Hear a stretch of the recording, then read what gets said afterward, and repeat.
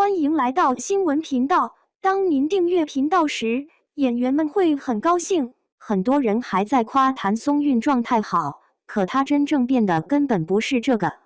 提起谭松韵，很多人脑海里首先浮现的，往往还是那几个熟悉的词：状态好、少女感、娃娃脸、观众缘好、看着舒服。这样的评价几乎陪伴了她很长一段时间。谭松韵也的确是靠这种天然的亲和力被观众牢牢记住的。她不属于那种锋芒很重的演员，也不是一眼就让人觉得攻击性很强的类型。外界对她的印象常常也停留在轻盈、灵动、显小这些已经相当固定的标签上。但这2年再看谭松韵，能明显感觉到一种微妙的变化。2026年开年以来尤为明显。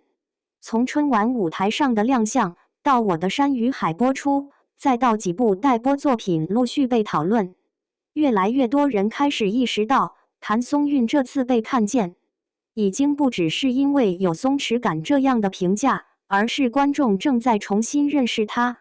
年后这一轮关于谭松韵的讨论，已经不只是热度回升那么简单了。《我的山与海》播出后，谭松韵在剧中饰演的方婉之，让不少观众重新讨论起她的表演空间。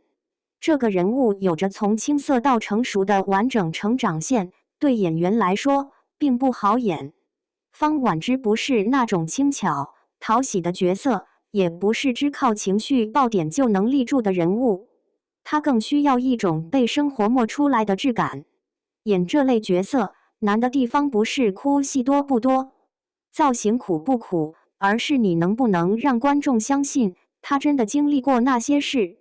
谭松韵这次更可贵的地方，在于她没有急着用外放的表演去证明自己，而是慢慢往人物里面沉。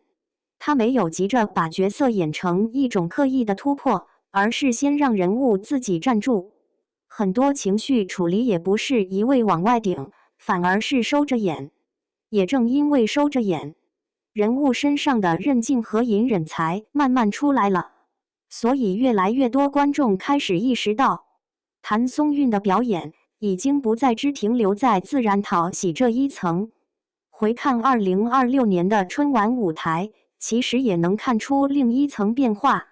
很多演员一进入转型期，就会出现一种割裂感，作品想往更厚重的方向走，个人气质却开始变得紧绷，甚至失去原本最打动人的部分。但谭松韵没有，她站在舞台上时，还是轻盈的，还是松弛的，还是带着一种很干净的生命力。这说明她不是在和过去的自己切割，而是在保留原有优势的同时，慢慢把自己的层次往外打开。这比那种突然转型成功的路数更珍贵，也更自然，更长久。很多时候，一个演员最怕的不是没有变化，而是变化太硬。明明是想证明自己，最后却让观众感到别扭。谭松韵现在的状态恰恰不是这样，她没有刻意推翻过去，也没有急着证明我已经不是那个样子了，而是顺着自己的气质，一点点长出新的层次。选择这样的成长方式，反而更稳。他没有消耗自己的大众缘，也没有满足于只停留在让人喜欢这一层。他知道观众喜欢他的是什么，也知道如果只停留在这个层面，迟早会被新的市场审美替代。所以你在看他的待播作品，会发现他现在的选择明显已经不再只围着单一舒适区打转，而是在有意识地扩展自己的表演半径。这些年，很多人都会用高产来形容谭松韵，但高产从来不是最稀缺的。真正稀缺的是，在保持产出的同时，还能让观众看到清晰的方向感。对一个已经有稳定国民认知的女演员来说，这一点尤其重要。观众缘可以决定你有没有人愿意点开，但决定你能走多远的，最终还是角色的厚度和作品的说服力。